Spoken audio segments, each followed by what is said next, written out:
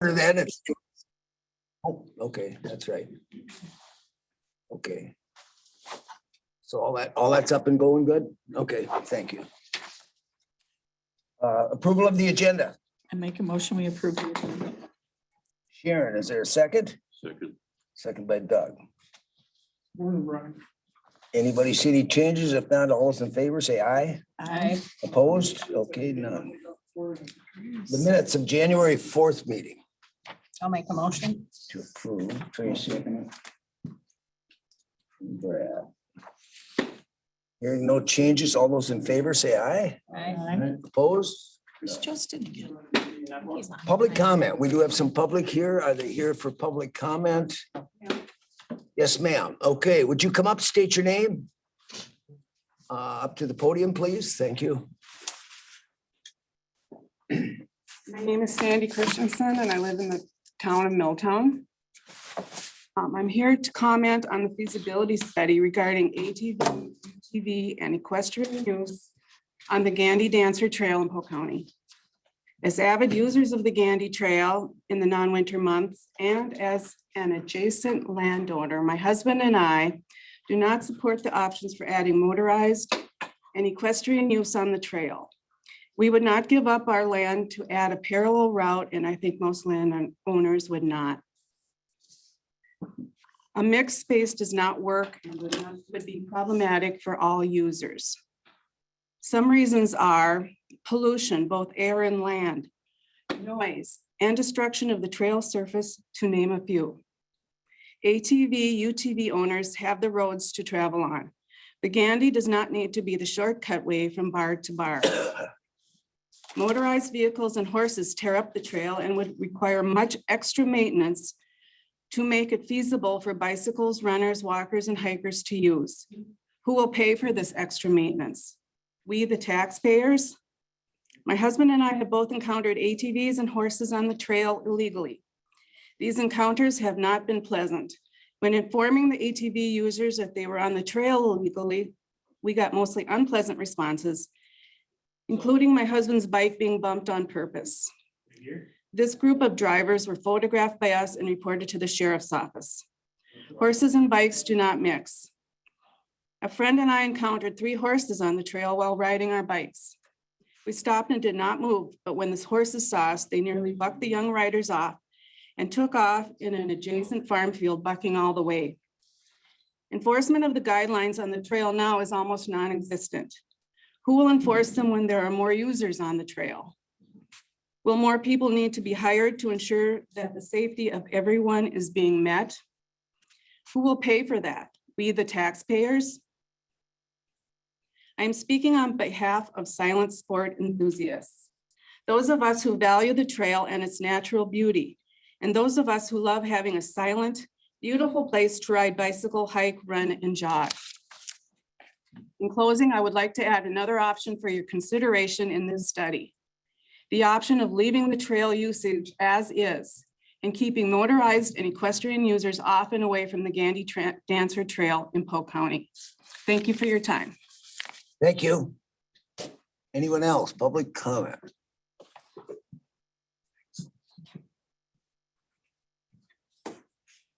Hi, I'm Steve Clark. I live in Lake Town Township, or town of Lake Town. And I'm an avid user of the Gandy Dancer, mostly for bicycling, but also for hiking. And I when I heard about this, I just thought, wow,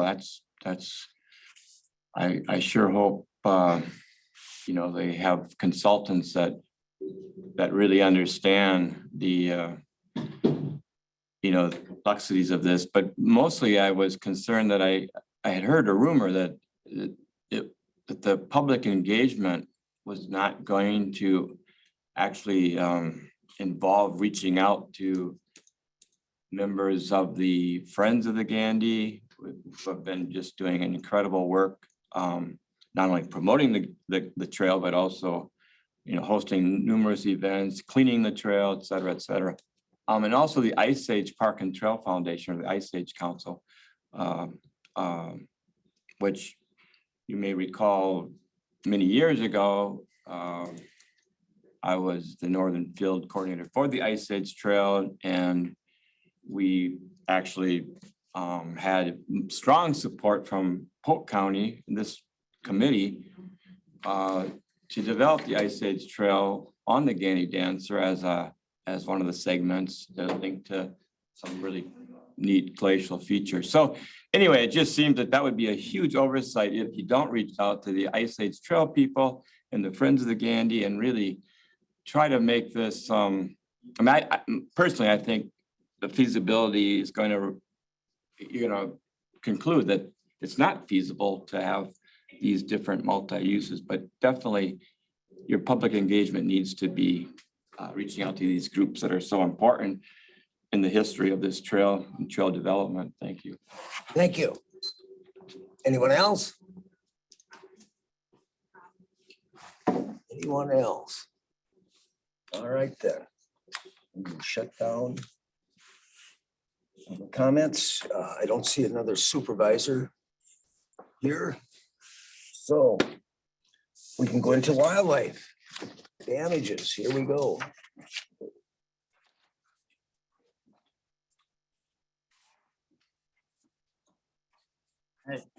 Good morning. Good morning. I guess today is the day that we have I brought, I guess, approved claims for the damage program within Polk County here. Everybody's able to get a copy of the claim summary. It looks like we have 4 claims this year. Was there any questions about any of the claims specifically? I have 7 claims. 7 claims? The 7 claim one. Oh, 7 claims with 4 eligible for payment. Oh, I see. Okay. I got 7 claimants, 6 payable. Yeah. Just a typo. Which ones are payable then? If you could just put, Bottom, the top one says it isn't payable, Kim. oh, I see where it says no action, now first Yeah. one? Okay, so Erickson isn't. And then the rest are, okay. Well, it's my first year here. Yep, that's all right. That's, it's, so we're gonna question everything you do, so be prepared. Correct, okay. Well, I still answer questions. I only Yes, have brought 4 width of claim today.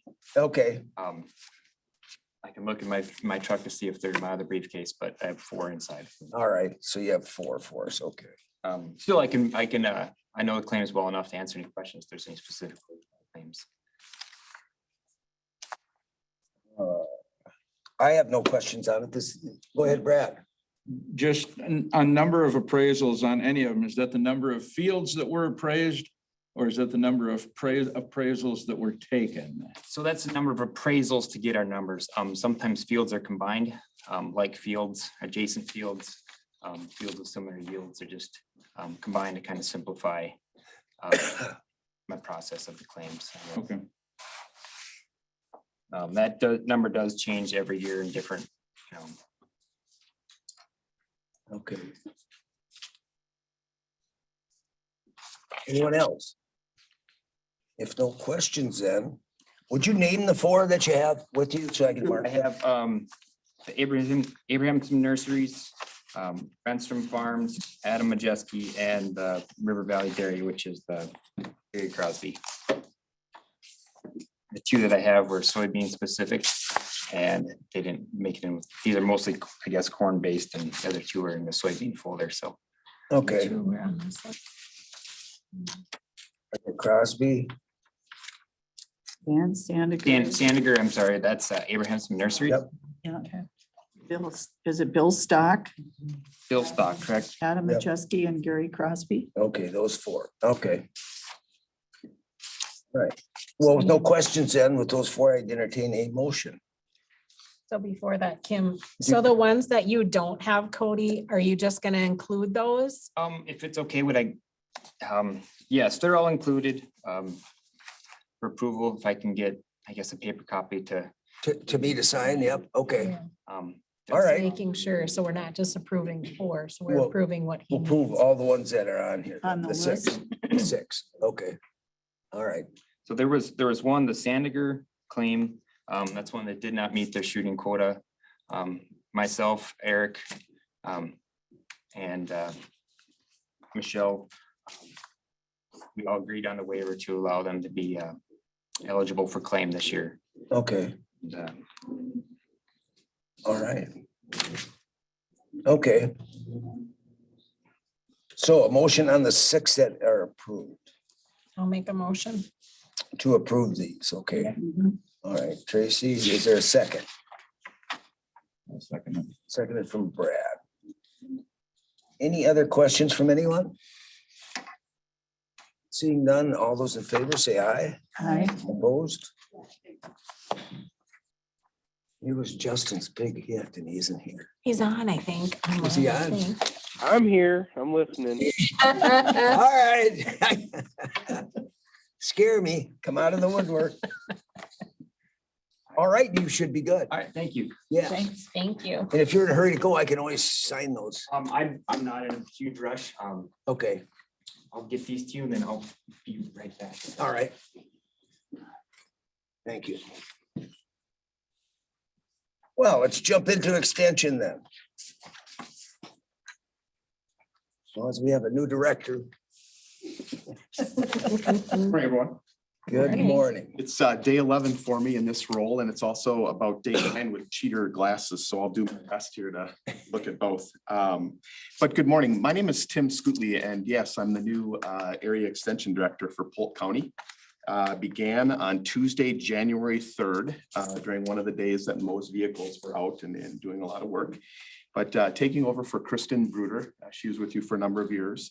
The position, there's no major change to the position. An area extension director that Kristen had is still the same 3 counties of Polk and then Pierce and St. Croix as well. So my background, I was a principal in the Oak Area School District until taking this position. I resigned that position on January 2nd and then began this one on January 3rd. A few reasons for that, just a quick introduction. Personal interests, I have 2 children that are really into 4-H. And that's obviously one of the programs that Extension runs. So I know 4-H from a volunteer, project leader, parent perspective. And then also we have good friends. They're in the dairy project and have become good friends with one of the dairy farms in our home county. And certainly I have a lot of recognition for our farmers, the hard work and pride challenges that they face. So some personal interests in agriculture and 4-H, and then professional experiences as a school principal, obviously with food and other supports for a community, and also relationships with nonprofits and other coalitions in the community.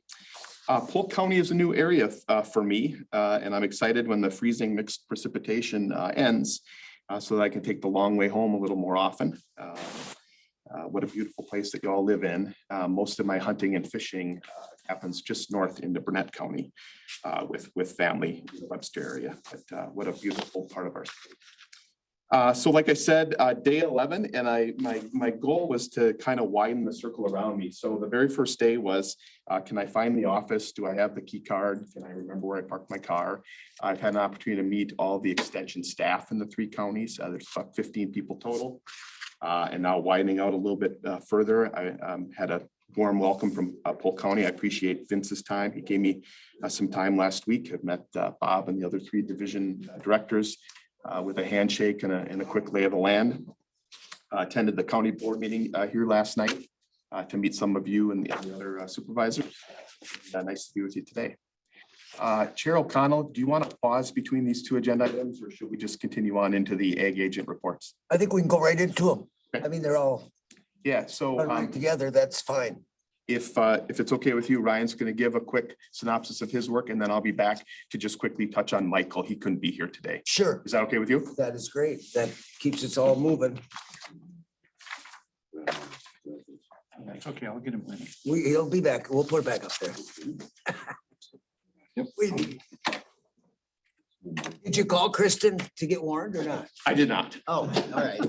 So Brad's gonna get you here in a minute. He didn't get that. Believe nothing they say. Or Kristen. All right, well, tough act to follow.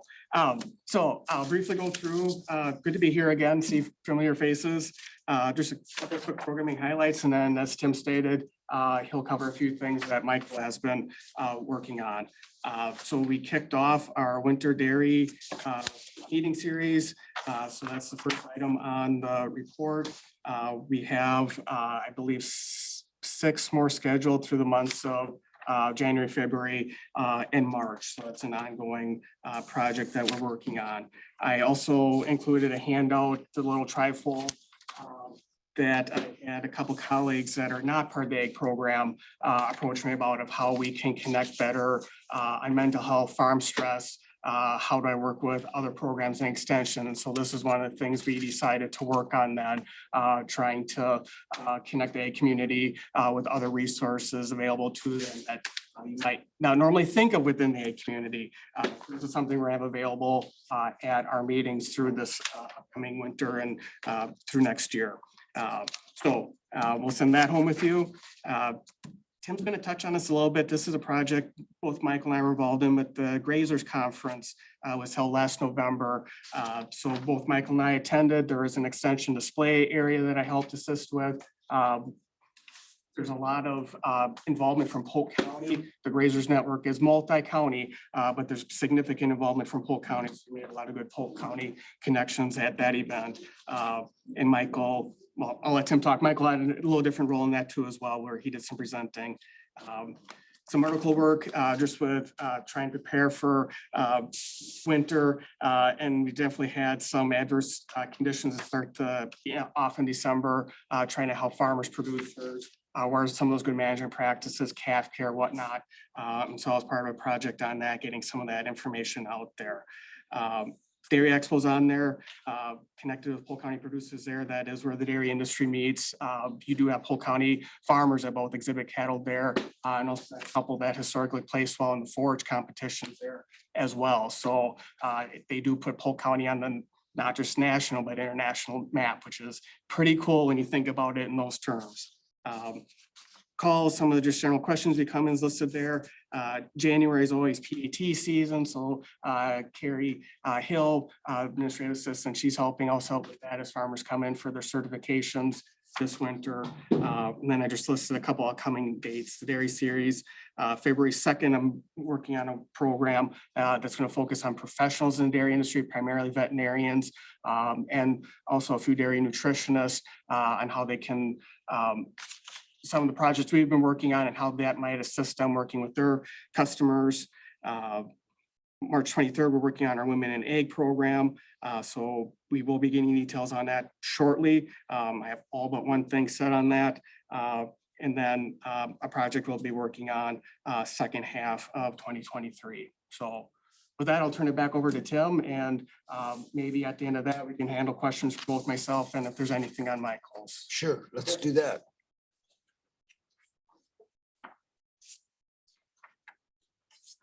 I probably got some good advice last week when I was talking with one of the county leaders.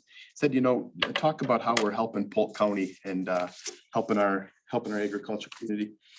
Michael, I believe, is that correct? He has some pages in your packet today. Yes, we do have some. Yep. So I just pulled off a few things I think hit the mark. Michael presented at the Northwest Wisconsin Grazing Network Conference, which is Polk County folks about bale grazing. He and Ryan were both part of that event.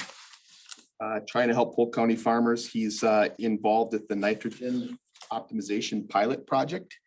And that's a series of grants of up to $50,000 to help the farming community with the to prevent the application of excess nitrogen. Michael was a guest speaker at Unity Schools just last week, talking to our kids about careers in the agriculture industry, and was also a guest speaker in the ag classrooms with some more targeted lectures.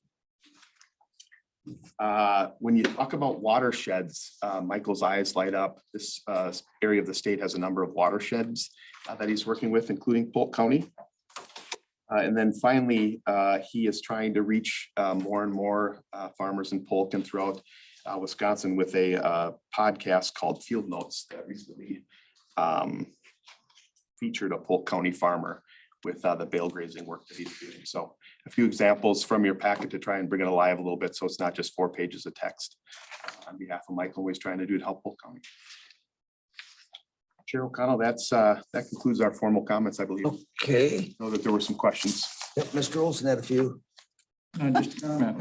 Okay, Yes, sir. Get a pair of bifocals, even in cheaters, Appreciate it. they pay, trust me, lots of Okay. experience. are you good? You got enough reading that you could, we'll slow you down for a week?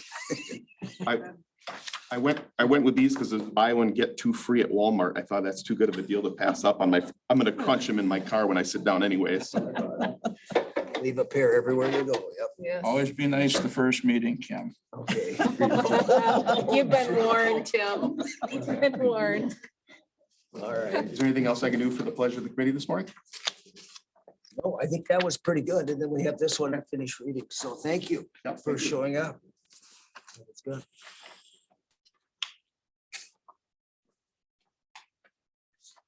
All right.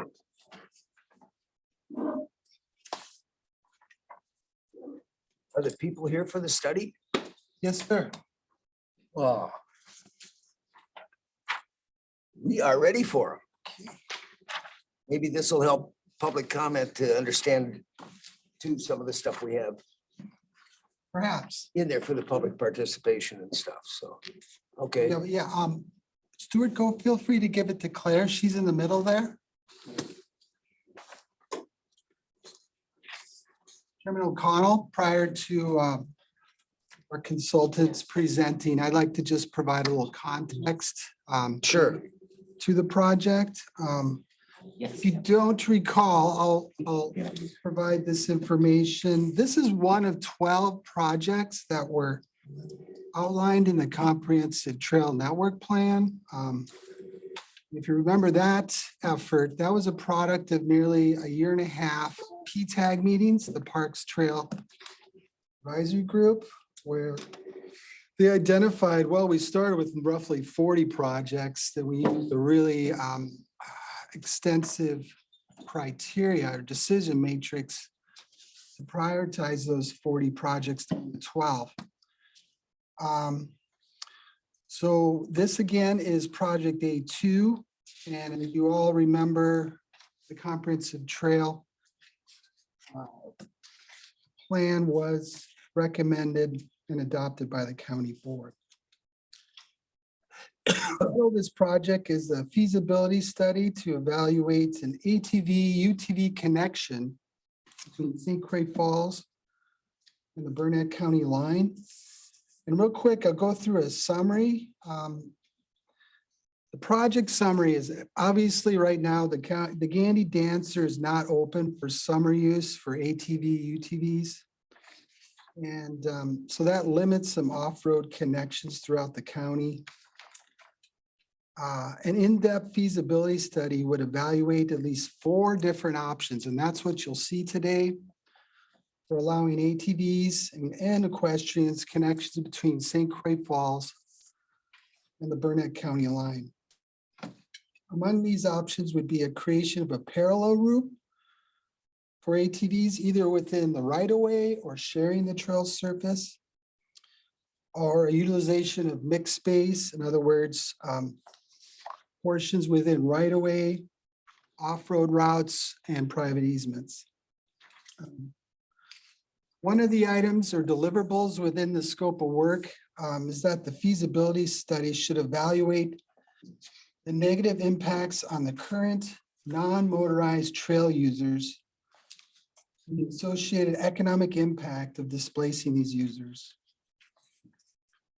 In addition to trail routing and feasibility, the study would analyze the existing Gandy Dancer trail user groups and their compatibility with ATV, UTVs. Also, another deliverable, which you'll hear later on, is that the feasibility study should address the economic impacts of each proposal. So earlier this year, we released RFP. Fortunately, we received a bid from SRF. Phil and Stuart are here today to present the first phase of their findings. This is a long process, and In fact, subsequent to this meeting, we'll actually be sitting down here in the North Conference Room with identified key stakeholders representing 3 groups. The hikers, snowmobile, and equestrian groups. So we'll be able to at least start the process of sharing what Stuart and Phil come up with and eliciting their input on this phase 1. Also within the Trails Comprehensive Trail Master Plan, I wanted to share this with you because we did look at this. We know there's going to be challenges with this project because opening the Gandy corridor to summer ATV use and equestrians is going to, change the master plan. So again, I just want to remind everyone, this is just a feasibility study. We're just looking at the possibilities. In the event we want to pursue one of the possibilities or one of the alternatives, as you all know, we would have to do a master plan rewrite. Also, another challenge is changing the use is expected to impact the experience of the existing trail users, as well as the trail surface and potentially the economic impact of the trail. So all these things are going to be studied so that you all can make informed decisions based upon the most accurate projections of the impacts. So with that said, if you have any questions. So this is at phase 1, what are we at, about 50%? I wouldn't think so. I would say there is a Gantt chart or project management schedule in your packet. Subsequent to this, like I mentioned, we're visiting with the stakeholder groups. There are other stakeholder groups we are reaching out to, like the Ice Age Alliance. We want to interface with them, as well as the Friends of the Gandy. One of their representatives actually will be here today, this afternoon, from the Friends of the Gandy. So thereafter, again, according to the scope of work, we're going to visit with each of the municipalities in which the trail intersects. So we're talking St. Croix Falls, Centuria, Milltown, Locke, Frederick. So those municipal leaders. You skip Lewis? Notice that. Lewis. Well, that's the challenge. We talked about that in a terminus, Yeah. Unfortunately into Burnett County. And I mentioned this before, reaching out to Burnett County. We thought there would be a partnership and so far there's not. So we have to look at a terminus and perhaps Lewis would be that place to turn around or have some parking amenities in the event you were to pursue one of these options. But Lewis, yeah, get you on the radar, Lewis. So there's that. There is also going to be a meeting with you all to elicit your input and then a county board presentation either in May or early summer. So that's the project timeline in a nutshell. Okay. So there's quite a bit to do yet. Yes, sir. So that you can look at this presentation as simply informational and sharing with you all our process and an introduction to our consultants, Phil and Stuart. Okay. All right, that sounds good. Let's get started with that. Questions and go from there.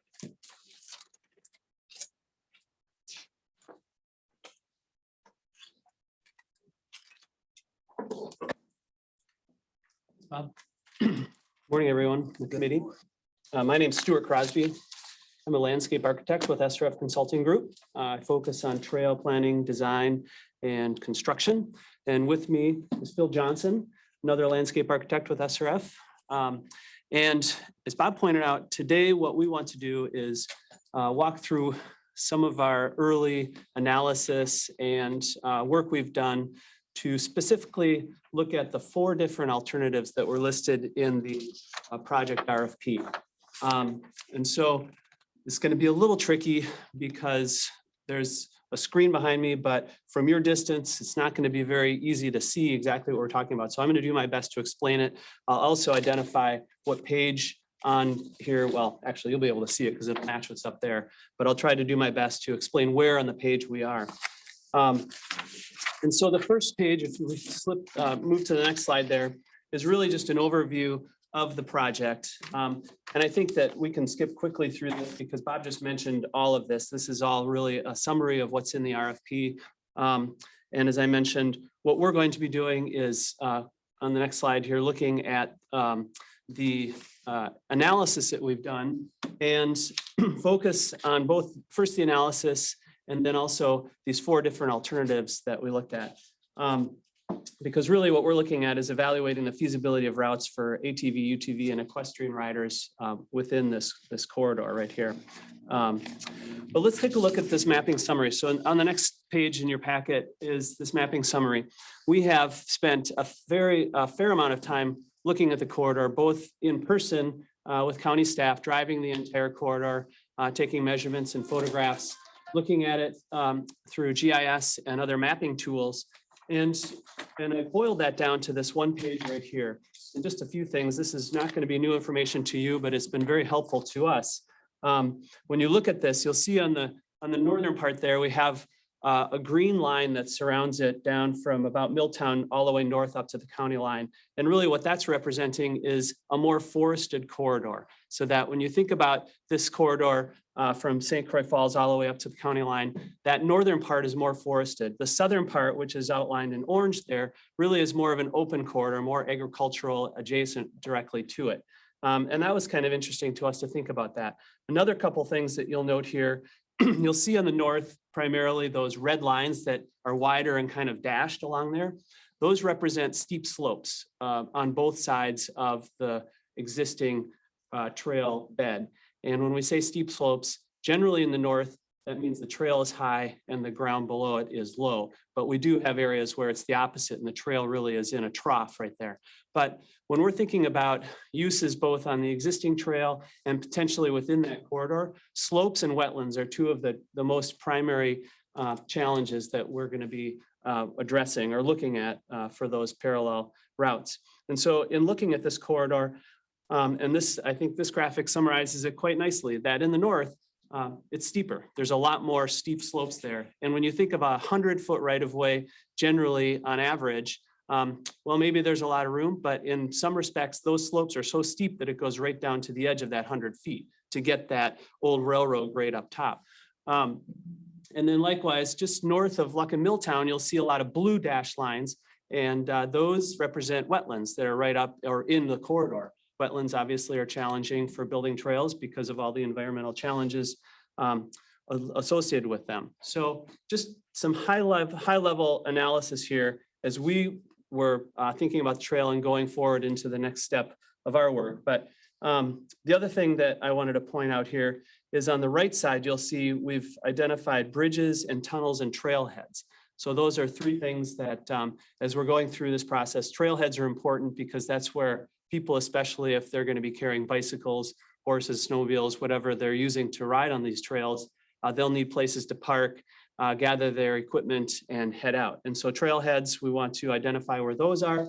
And then bridges and tunnels are very important because those are opportunities, but in many situations, they're constraints because you have to figure out how people are all in different uses going to get through or over those within that corridor. And so from our perspective, and as I said, this is probably old news to you, but it's been very interesting to us to take a look at where all of those bridges and tunnels or culverts, box culverts are along the corridor. So we also have noted here that on the outside, and maybe we can go back to that slide, on the outside of the corridor, you'll see a lot of purple lines that are the county roads, those purple lines that intersect with each other and kind of crisscross the corridor. Those are the on-road ATV routes that are within this area. So we noted that there's a fairly large network of roadway corridors that ATVs are available to use.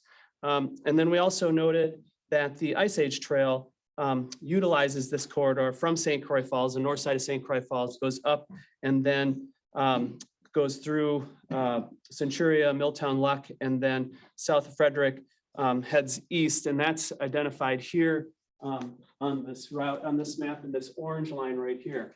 And so recognizing that the south portion of this whole corridor is also the Ice Age Trail, a long distance hiking trail. And we also noted that the largest population is in the southern end. So just in summary, when you look at this corridor, you have, I would say, more environmental challenges in the north end, and you have more user challenges and population in the south end. So we're going into the study with, I'd say, a pretty detailed analysis that in the 5 minutes I've just explained it to you, summarized right here on this map.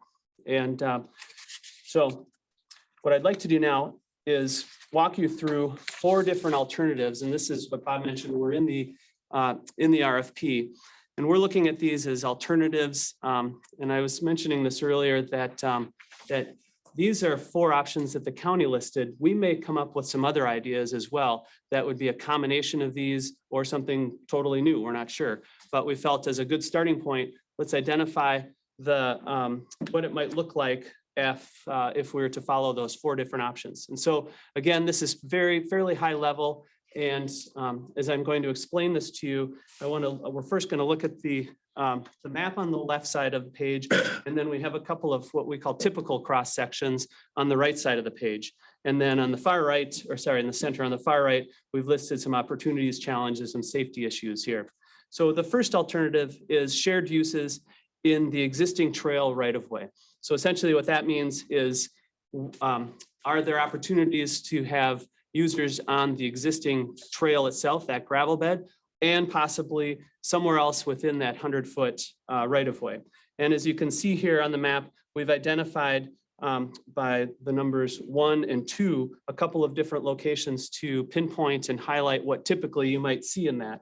And so on the south down by St. Croix Falls, and then also just north of Frederick, where you see that 1, that represents the cross-section 1 on the top there, where it says shared uses in steeper right of way, or ROW.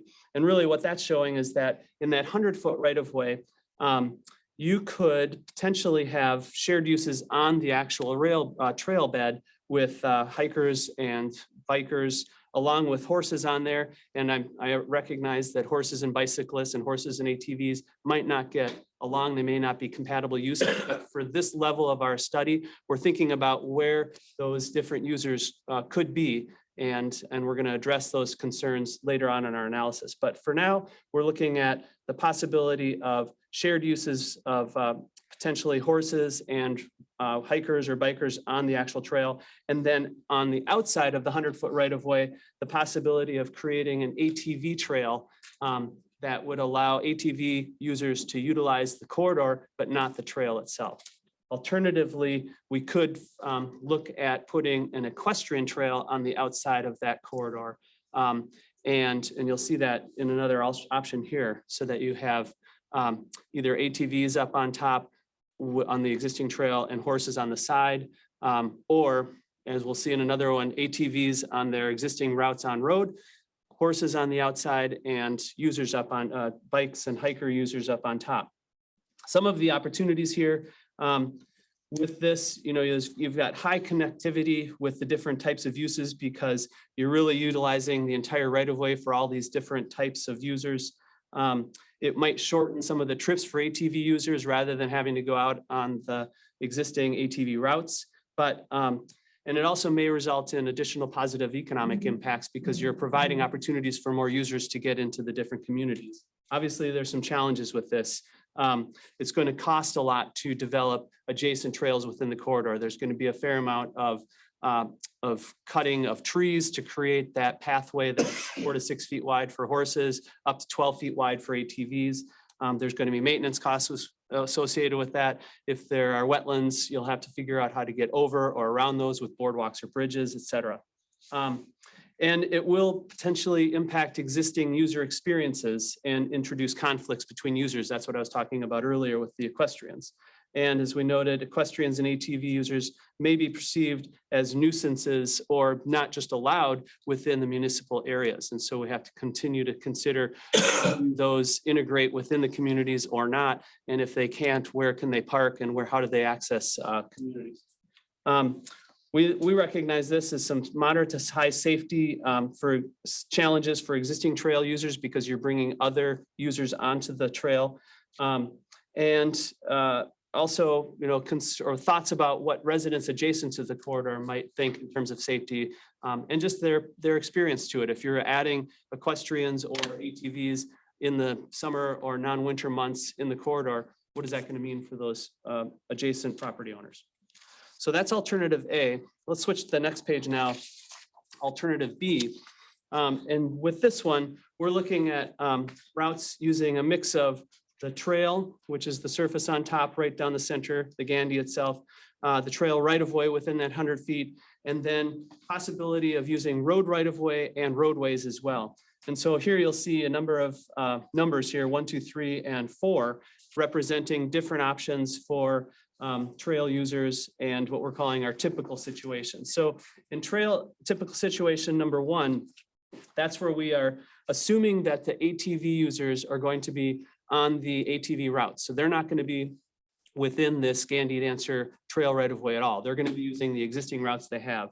But we're looking at the possibility in those areas where one is identified really north of Frederick, keeping equestrian users off of the trail itself and building a separate alignment within the right of way for those horse riders.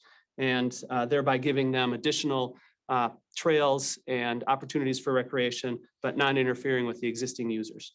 In cross section 2, this is a typical section that you'll see here that goes north of Milltown up to Frederick. It's the purple line right there. And what that's identifying is just the existing condition now where ATV users are utilizing the ATV routes on road. So there's no change in option 2 right now. So that's just what we wanted to say is what is that going to look like? If you've got other users on the trail, the ATV riders will be on the road on those ATV routes. Alternative 3, cross section 3 on the bottom right there. This is where we have shared uses in a flatter right of way. So typically on the southern end of this corridor, where we probably would have the ATV users within the right of way, but on the outside of that right of way, on the outside of the 100-foot corridor typically. And then the potential to have equestrians and hikers and bikers sharing the actual trail itself. And you'll notice that that's really identified between Centuria and Milltown with that number 3. And then the fourth and final one for this alternative B is shared uses on the existing trail. And that's where all the different users would have to utilize that. And that's identified down here by St. Croix Falls. And the reason for showing that down there is because that area really is constrained both with limitations on what's within that right of way, steep slopes, vegetation, connectivity to other trails. And so there may be certain areas in this alternative where everybody has to be on the same corridor. And we're going to be looking more closely at that because there obviously are some bells that ring about safety concerns with that. And that's what we note down here is that when you're putting more people on the same corridor, we have to figure out if that can be done safely and what that might mean. Might it mean having to make a wider trail surface that would be able to separate users if that's possible? We'll have to take a look at that. But some of the opportunities and challenges here, as we just noted, high connectivity shortens trips for users, provides a different opportunities for equestrian riders. And the other thing we noted here is that if you build some off-road trails within the right-of-way, say they're for equestrians now, down the road, it could be that that trail network could be used for something different if it isn't heavily used by equestrians. I'm thinking more like mountain bikers. Mountain bike clubs really love to have those single track trails, and going along the right of way might be a potential opportunity in the future. It's not something we're really considering at this moment though. Alternative C on the next page.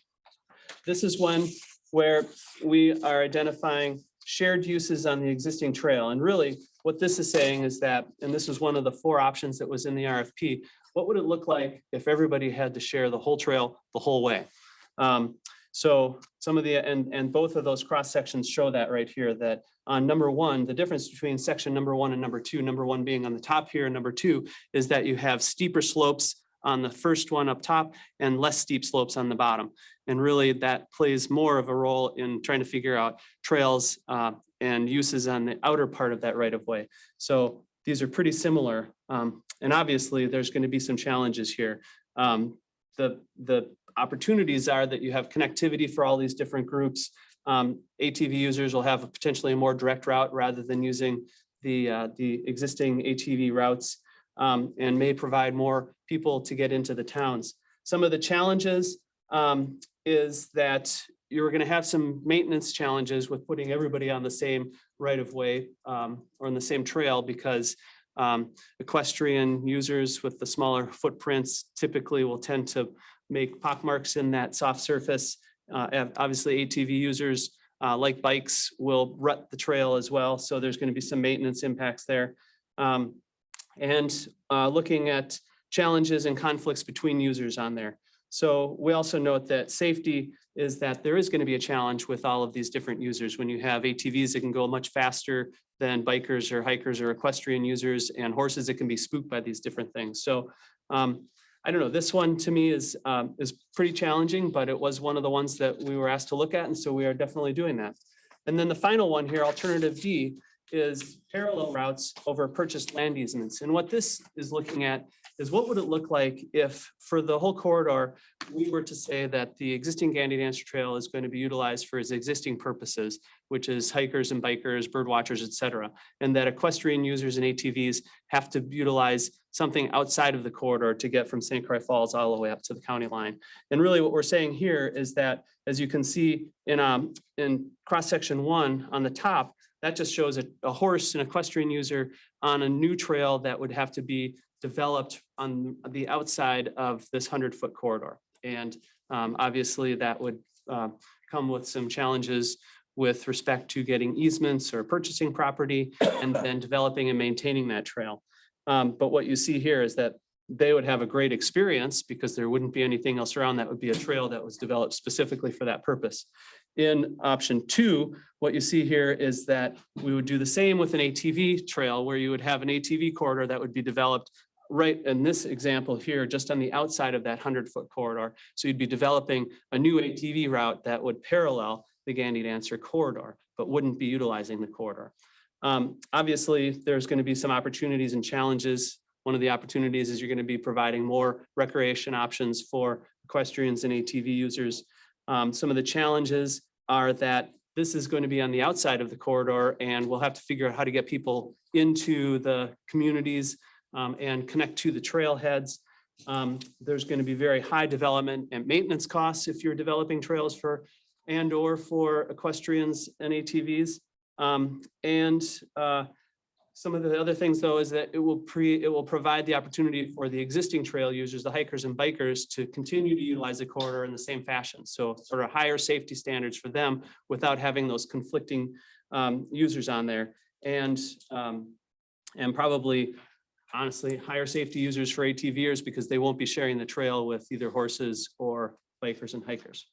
So really, those are 4 different alternatives that we are looking at right now, and a lot of different things, moving parts in here, but it's been interesting to study this area, this corridor, the adjacent landscape and the communities, and start thinking about what are the options that we have, both in these 4 alternatives we're showing you, and maybe some other alternatives and options. So before we go into questions and answer, because you may have some, I'm sure, I want to flip to the next page, which is our project schedule. And as you can see here, we started this work in October, and we specifically wanted to get out before the leaves fell and we had snowy conditions to take a look at the corridor. So we did a site visit at that time, and we spent the past couple of 3 months doing our inventory and analysis, looking at issues and opportunities, and coming up with these different alternatives and looking closely at those so that we can get into the engagement and stakeholder input component of the project, which is where we are right now. We're sitting right kind of mid-January, and we're looking having this presentation to you, and then, as Bob mentioned, meeting with 3 of the user groups this afternoon. we're going to be going forward from there and looking more closely with that input at some of the alternatives and options. And then also reaching out and having conversations with all of the municipalities. What we intend to do is come back to this committee probably later in the spring, March, April, May, and then eventually to the county board with our recommendations on the feasibility of this corridor being open or opportunities for shared uses. So with that, I will first ask Phil if you wanted to add anything. Well, I think it's going to be very informative for us as we take each group and talk to them individually. And we want to do that so we can vet these discussions without, kind of creating the conflicts that you would naturally have with them. So we want to get that perspective, and that's what we're going to do today. And I think our movement forward is a little more fluid. I mean, we have these other types of engagement. We need to define how we talk to the city, towns along the way. I think it's kind of how do we build consensus? How do we find advocates to really define a path forward? And that's kind of what the project objective is. Yeah, thanks, Phil. Agree. Okay, I've got a couple questions. Yeah. then. So would it be cheaper to put the bikes on a separate and hikers on a smaller trail and leave the main trail to the ATVs for one? That's, So flip flop it that way. yeah, that's a really good question. I mean, there's that is something that could potentially be an opportunity. And Okay. one of the, I mean, just to quickly think about that one of the questions I'd have is in terms of bikers or bike uses, what types of bike users are there now, Yeah, and that way. Yeah. And then I noticed there is leaves, but we use this in the winter. So have you did anything with snowmobiles or ATVs at frozen ground? Have you, any thoughts on that? So other options for snow. Would that change or not, or what? I mean, because that's how it is right now. Mhm. But right now, we're only dealing with, it seems like summertime. Yeah. And it's used year round. So I mean, do we have to put in some winter things, I would think. Mhm. Well, and I think that's a good question. So right now, ATVs and snowmobiles and ATVs are allowed in the winter. But I don't think equestrian users would want to use it in the winter. I may be wrong, but we'll ask that question this afternoon and see But what. we still have the hikers and bikers. Yep, and hikers So- and bikers. Yep. Mhm. So it is used year round. So we Yeah. have to kind of decide too at the winter time. Mhm. All right, that's a couple I have. Yeah, no, I appreciate that. Thanks. Excuse- Cross-country skiers too, yeah. Mhm. And I don't, are there a lot of cross-country skiers out there now? I kind of would doubt it with the amount of snowmobile use that's probably on there. Yeah. But maybe if we had alternative trails within the corridor, could those be groomed or used by cross-country skiers? Yeah. Mhm. Okay. Go ahead, Brad. Comment more than a question, I guess. I'm just glad to hear that you're open to things, outside of this, for whatever the group or your company themselves. Maybe these aren't the best ideas. Maybe the best ideas are yet to come. And I'm just glad to hear that you're open to whatever it is that comes along and willing to look at all of it. Yeah, well, thanks. Okay. Anyone else? We're gonna make it, Bob, so you don't miss your meetings. Well, then, thank you very much. Yeah, you're welcome. Thank you. Thanks for the Thank you. questions and the comments. Look forward to coming back to you soon. I know. A mile. 26.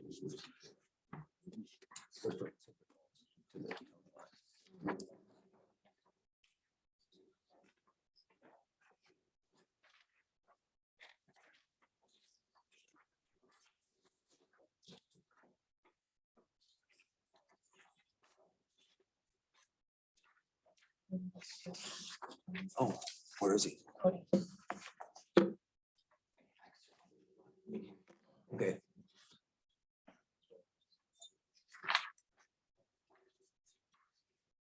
All right, Jason. All right, Yep. don't have a lot for you today, but back in fall, Wisconsin County Code Administrators, WCCA, which we're a part of, basically it's all zoning staff and rural enforcers, if you will, across the state met, and one of the common themes that everybody had was the new land use about short-term rentals. And you guys have been very aware of that throughout this process as well. And the changes and some of the implications that can come about of it. We do know that the right to rent law, was passed. We also know that DATCAP is going to be amending their administrative code, which is ATCP 72. That's the normal lodging code. And that, which Brian Hobbs will probably be involved in that process from Polk here as well. But that's the administrative code that a short-term rental is licensed under right now. It is also the code that a motel or hotel would be also under. And so there's currently a bill and that to open up that code, or a proposal to open up that code at the governor's desk. And that to be able to go in there and rewrite it and basically create a subsection for short-term rentals.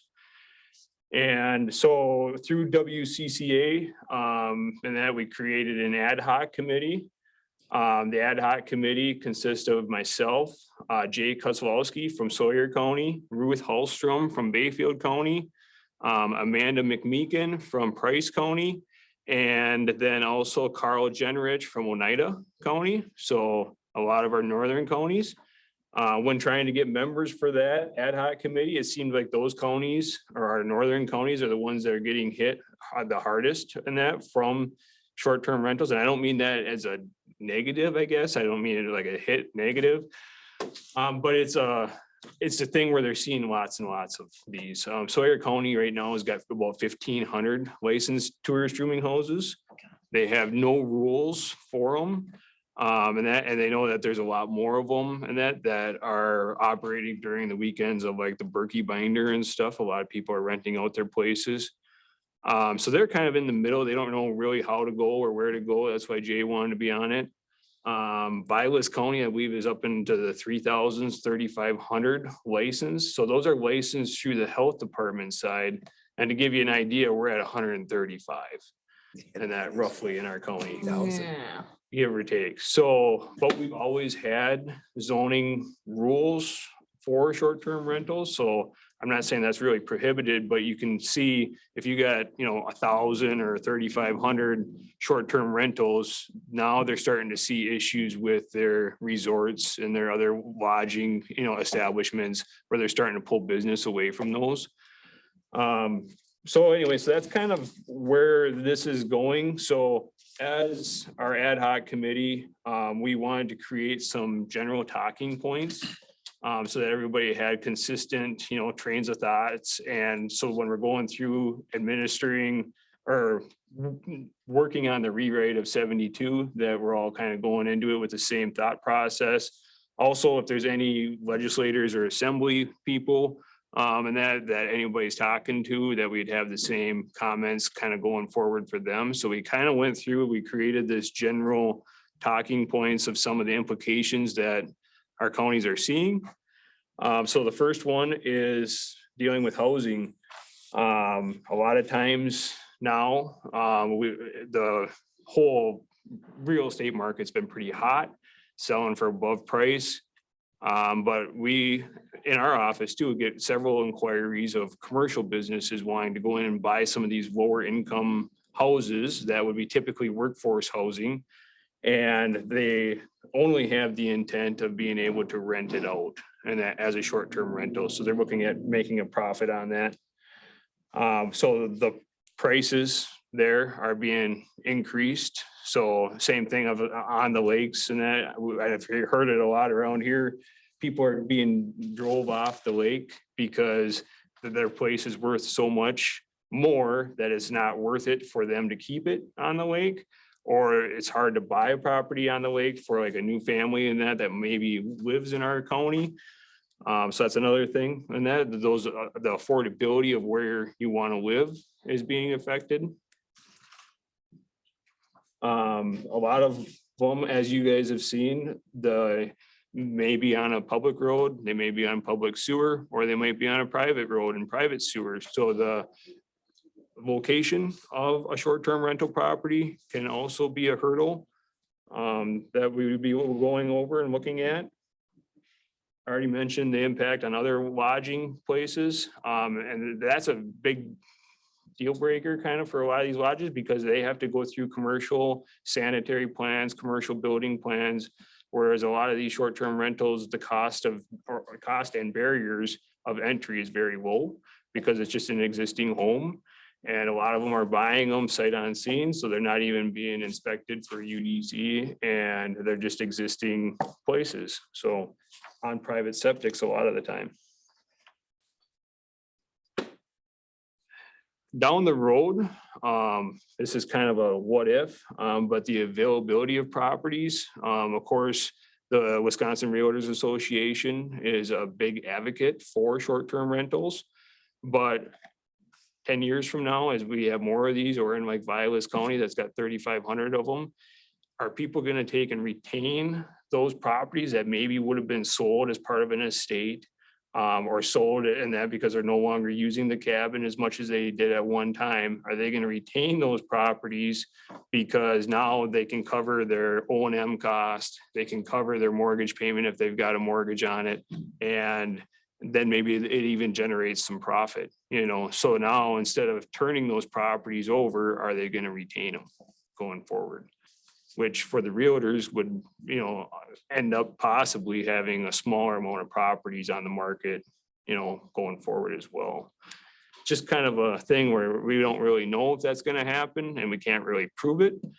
But it does make sense in that for people if they've got investments like that. This is kind of a balance and that we've talked about recreation, the intense use of a lake. Typically, these short-term rentals are located in an area to take advantage of those opportunities. And consequently, that would be something that our group would be trying to look at. Not sure how you would really regulate that, but maybe it's DNR regulations to follow and stuff, you know, having that in a code and that they have to provide that information, kind of like you guys do in that for your normal conditions that you have right now already. And I think it's important, and that the last one is just the diversity in that in Wisconsin. It's important to point out and that like I said, the ad hoc committee members that we have, they're northern counties. They're the ones that seem to be getting bombarded on that or have a large amount of these. Southern counties, they're not having the issues with them and that they're not big tourism, you know, areas. They've got big lodging and stuff, but they're more conference centers and stuff versus, you know, single family cabins and stuff to be able to stay at. So I think, and it's very clear that our group doesn't want to prohibit short-term rentals, but I think there would be a good consensus that if we can give local control back to the counties and municipalities to have more input and say on what they want, they may say, yeah, we want no rules. We want to take and have it wide open, and that we want the tourism tax dollars revenue, fine. And that, so we're not against that, but if there is a county that was like Sawyer or something, maybe there would be a limitation on how many days a year they could rent, or something that would provide a little bit more flexibility than what the right to rent law does right now. So any questions? I'm glad to see somebody's finally looking at it because it's really growing at a pretty big rate. And we see it here where we've had, like that one fella came in, that's all he did for a living. He just buys homes, turns around and rents them. He doesn't even live in the state, I don't think. And we're seeing more and more of that. That's hard. It's hard when you have them in your area because it changes it changes your residential neighborhood from what it was. It's never the same again. And I can attest to that.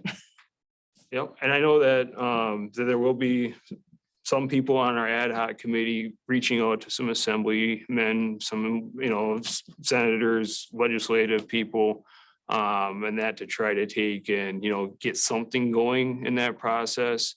I'm not sure what that would look like.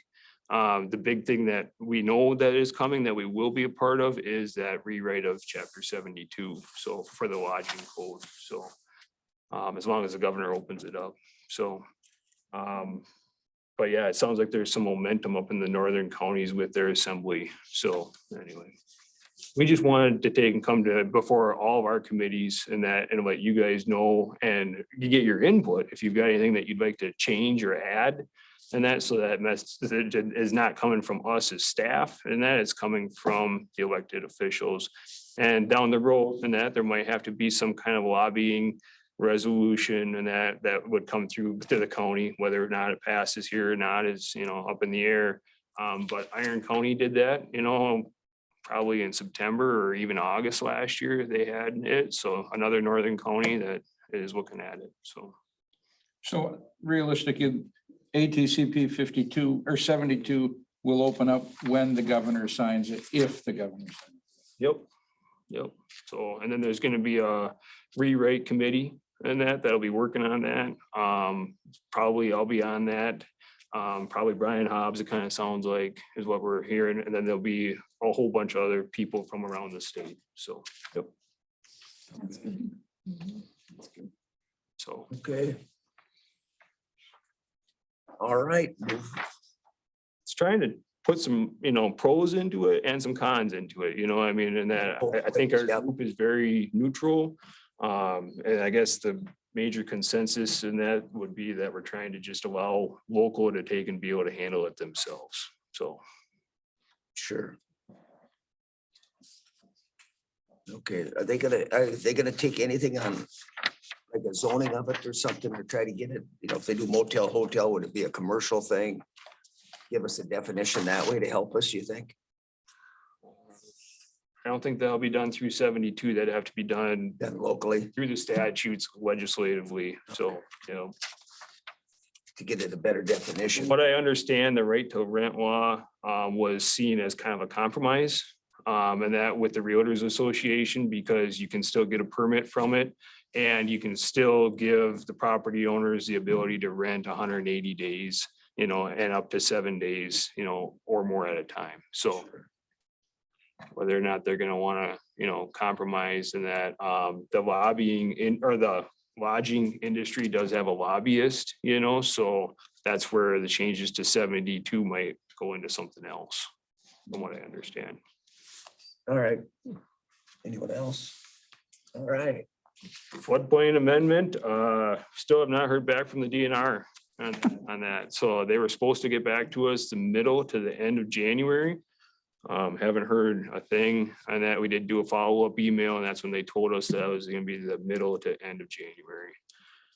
So it'll be the 31st. We're If hoping our breath. we get an answer, Hold it's, your we know it's the What- DNR. What year is the question? Yeah. Okay. And then the only other ordinance update that I have is that we did submit the shoreland revisions to the Wisconsin DNR yesterday. Mike Wenholtz is the contact on that, just because I wanted to get the ball rolling, because they have 30 days to review, which is generally before the public hearing that we've got scheduled. So we are going to do the notices for the February 15th meeting of ES. So we're trying to bring all the ordinances forward during that hearing, or that day, for one big consecutive public hearing on each ordinance. And then the Public Safety, Public Works Committee will be doing the public hearing on the rural addressing ordinance in March as well. So March, they're gonna go to March. first Wait. well, it'd be their only meeting in March, but that'll still be a March County Board then. Okay, because yeah, they don't have one in February. No. Okay, so they have to do it off to March. All right. Okay. So everything's been noticed. We already sent out the notice for the rural address. And of course, we have to do that for a comprehensive amendment to each town clerk certified mail. So those went out yesterday as well. So notices are already in motion. We'll see what we get for comments from the DNR shoreland staff, and hopefully we got floodplain back. So By then, for the 15th. So, okay. and I'll be filing the petition to amend those ordinances here in the next couple of days with the court. All right.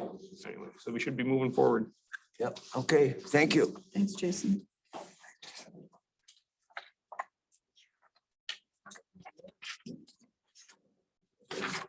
We gotta put the clock over there.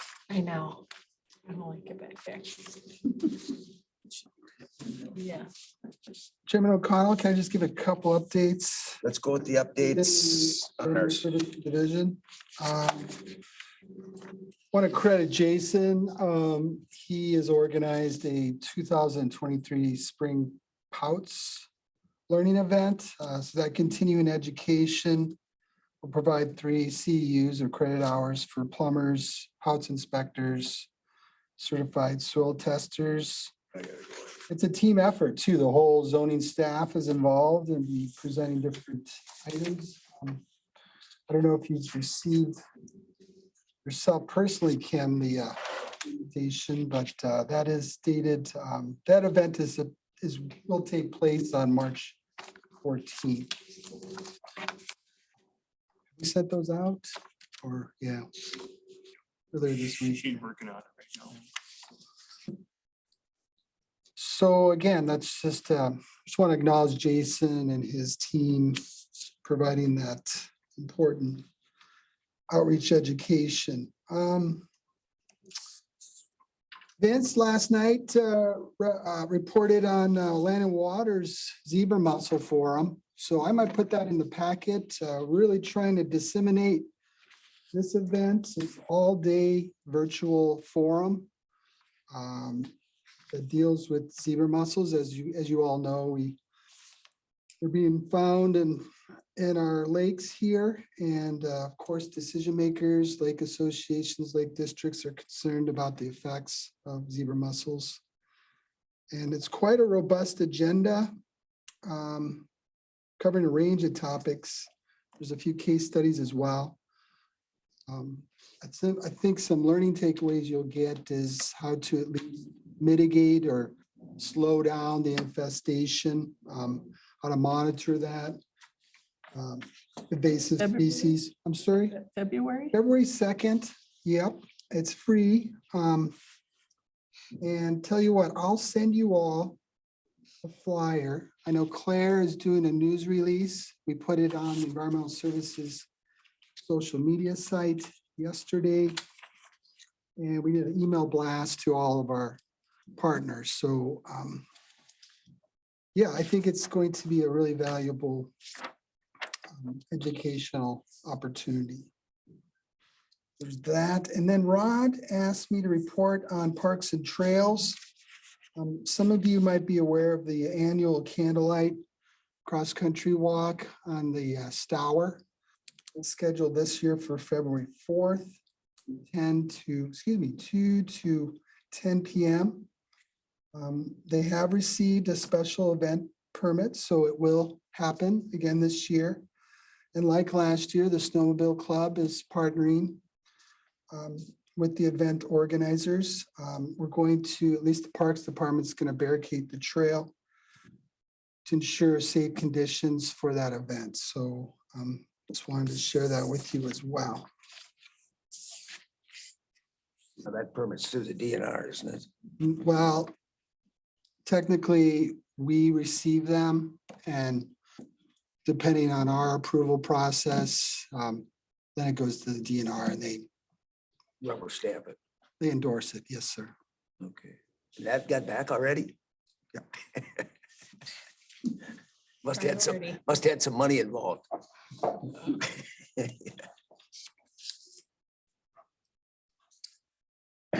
Work plan. We've actually tackled a couple of things. February has our wildlife damage claims, which we did today, which is in January. Our parks and forestry ordinance, well, you all passed that last night at county board. All of our departments, including land and water, registered deeds, and land information, will be delivering their annual reports. The next meeting, I believe I have registered deeds and land information will be presenting on the 1st of February, and then land and water on the 15th. Brent, our forester, will deliver his annual reports in March, because that's when you approve the annual report and any updates to the 15-year plan. And the timber sales are then too. And timber sales, yep, those are all March.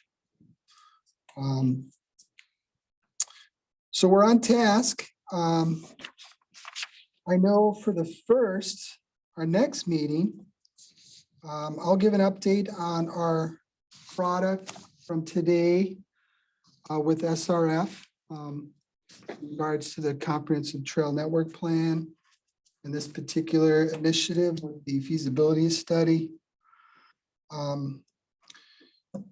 If Mo or Rod have an update on parks and trails, I'll deliver that as well. We do have one public hearing scheduled, a rezone in the town of West Sweden. And like I mentioned earlier, ROD and Land and Water presenting their annual report. So that's the framework for our meeting 2 weeks from now. It's relatively short compared to prior meetings, but similar to this one, it should be an hour or two. Just go back to the January stuff, the adult entertainment ordinance and the comprehensive land use. New Yeah, those will all be prohibition. packaged, yep, like. Those are all packaged in now, aren't they? Yep, I noticed, All right. like Jason mentioned, so we're on, Those are all. they're in the queue for the March County Board meeting. So we'll have They got them on. February, March will have to be blue then now. We got to extend the blue is for ordinances, so we'll have to extend it 2 lines. Yeah, that DNR model ordinance, you know, and that they're still supposedly working on that. I haven't seen that. We'll have to include those changes in that a year from now, you know, so it'll be over next winters. And that I know that there's no required changes in that model ordinance. It's just an improvement of how its readability is. So anyways, I was trying to get those into this one, but it seems like that's taken forever too. So I'm just gonna put that off till next year so that we can Okay. have our ordinances updated before the building season gets going. Okay. And that's not really a requirement for DNR No. input. It's just, we'll stay on task, and then we do get input from them, then like Jason said, we'll do it next one. Yep, doing the ordinance stuff. Okay.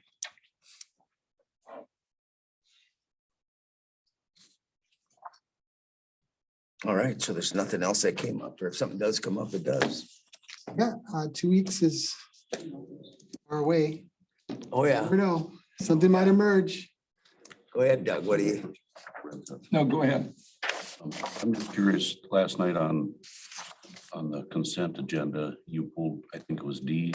Yeah. Smith, where was the change that come in that? I The didn't change hear was the town chair and the township wanted to look at it again. Okay. So yeah, We're gonna basically send it back. That'll be on the next one. and that's a good question. Formally send The it. motion said to push it back to the town, but Yeah, procedurally, it should come back to has committee. to come to for us. you all to forward on to the town, so yeah. I'll add that to the agenda as well. Yep. So we'll see that rezone from the Smiths again, the next meeting. Okay. So just a work plan thing. At some point, we had discussed about taking a tour of our parks in the spring, you know, of the work that was done. So just, you know, something for the future. Tracy wants to go across the bridge at D.D. Kennedy The new one, the yeah. day before they knock her down. I'll pass. So that's when we have nothing to do in July, where it's just budget development. We can do it then. Yeah. I thought I had it on here. It's unimportant. in That's not a July. big deal. We'll go, instead of the budget, we'll Okay, look at- field. Maybe May. No, I don't see it. I'm gonna bring Carl to the park.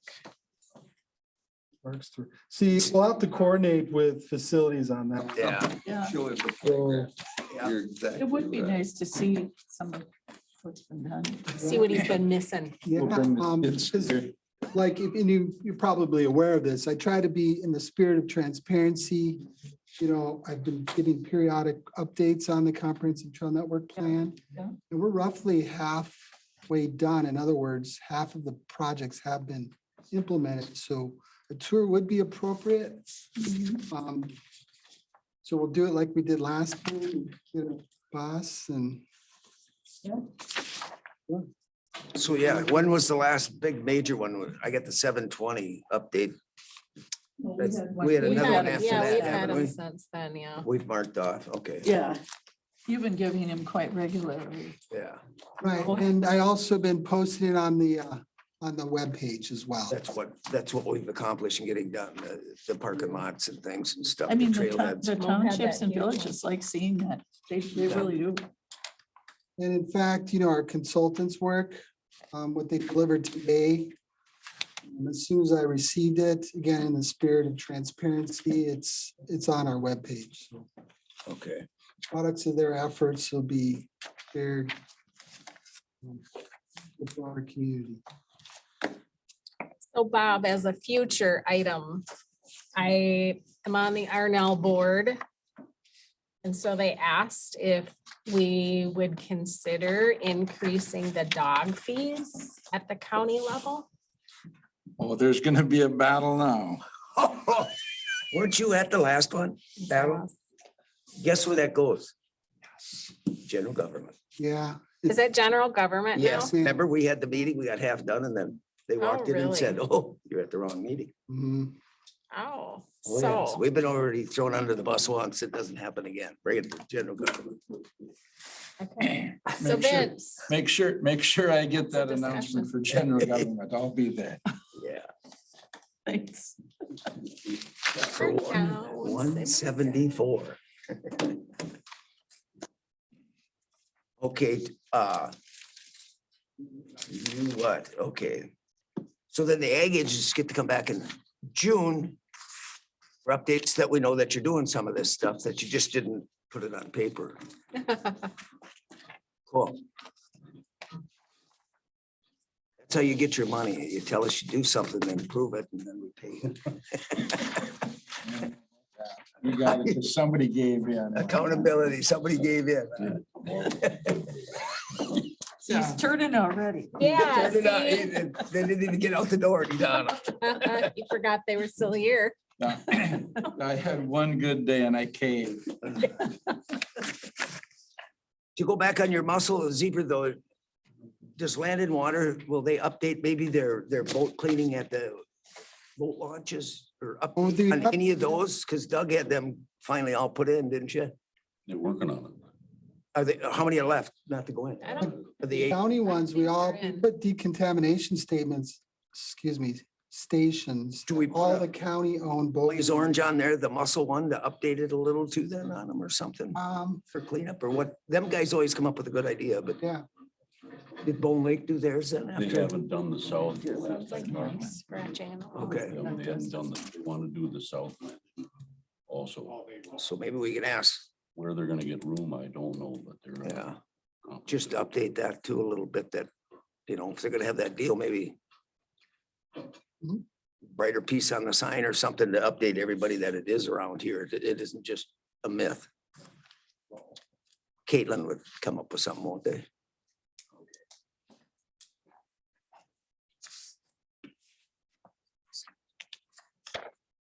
All right. Make a motion, we adjourn. I second it. All those in favor? I- All right. Opposed? Hey, hey.